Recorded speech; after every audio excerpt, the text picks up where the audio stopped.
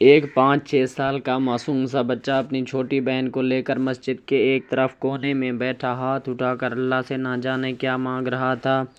کپڑے میں میل لگا ہوا تھا مگر نہایت صاف۔ اس کے ننھے ننھے سے گال آنسوں سے بھیگ چکے تھے۔ بہت سے لوگ اس کی طرف متوجہ تھے اور وہ بالکل بے خبر اپنے اللہ سے باتوں میں لگا ہوا تھا۔ جیسے ہی وہ اٹھا، ایک اجنبی نے بڑھ کے اس کا ننھا سا ہاتھ پکڑا اور پوچھا، کیا مانگا آپ نے اللہ سے؟ تو اس نے کہا کہ میں نے اللہ تعالیٰ سے بس یہی کچھ مانگا ہے۔ میرے پاپا مر گئے ہیں، ان کے لیے جنت۔ میری ماں روتی رہتی ہے، ان کے لیے صبر۔ میری بہن ماں سے کپڑے سامان مانگتی ہے، اس کے لیے رقم۔ آپ کو اسکول جاتے ہوئے دیکھتا ہوں، اجنبی نے سوال کیا۔ تو لڑکا، ہاں جاتا ہوں، اس نے کہا۔ کس کلاس میں پڑھتے ہو؟ اجنبی نے پوچھا۔ نہیں انکل، پڑھنے نہیں جاتا، ماں چنے بنا دیتی ہے، وہ اسکول کے بچوں کو فروخت کرتا ہوں۔ بہت سارے بچے مجھ سے چنے خریدتے ہیں، ہمارا یہی کام دھندا ہے۔ بچے کا ایک ایک لفظ میری روح میں اتر رہا تھا۔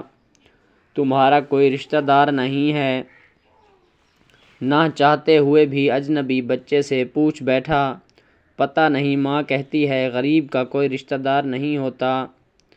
یہ بات سننے کے بعد میرے دل میں اور بھی محبت جاگ اٹھی۔ ماں جھوٹ نہیں بولتی، پر انکل، مجھے لگتا ہے میری ماں کبھی کبھی جھوٹ بولتی ہے۔ جب ہم کھانا کھاتے ہیں ہمیں دیکھتی رہتی ہے، جب کہتا ہوں ماں آپ بھی کھاؤ تو کہتی ہے میں نے کھا لیا تھا۔ اس وقت لگتا ہے جھوٹ بول رہی ہے۔ بیٹا، اگر تمہارے گھر کا خرچ مل جائے تو پڑھائی کرو گے؟ بچے نے کہا، بالکل نہیں۔ تو میں اس بات پر پریشان ہو گیا اور پوچھا کہ کیوں؟ تعلیم حاصل کرنے والے غریبوں سے نفرت کرتے ہیں؟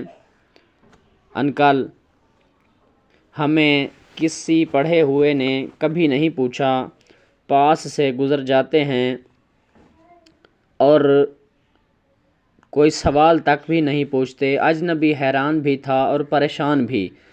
پھر اس نے کہا، ہر روز اس مسجد میں آتا ہوں، کبھی کسی نے نہیں پوچھا۔ یہاں تمام آنے والے میرے والد کو جانتے تھے مگر ہمیں کوئی نہیں جانتا۔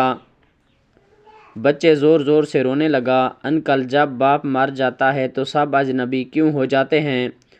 بچے کے اس سوال نے میرے دل کو مردہ سا کر دیا۔ میرے پاس اس کا کوئی جواب نہیں تھا اور نہ ہی میرے پاس بچے کے سوال کا کوئی اور متبادل ذریعہ تھا۔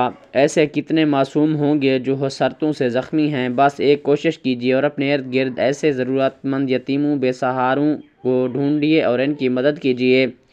مدرسوں، مساجد میں سیمنٹ یا اناج کی بوری دینے سے پہلے اپنے آس پاس کسی غریب کو دیکھ لینا، شاید اس کو آٹے کی بوری کی زیادہ ضرورت ہو۔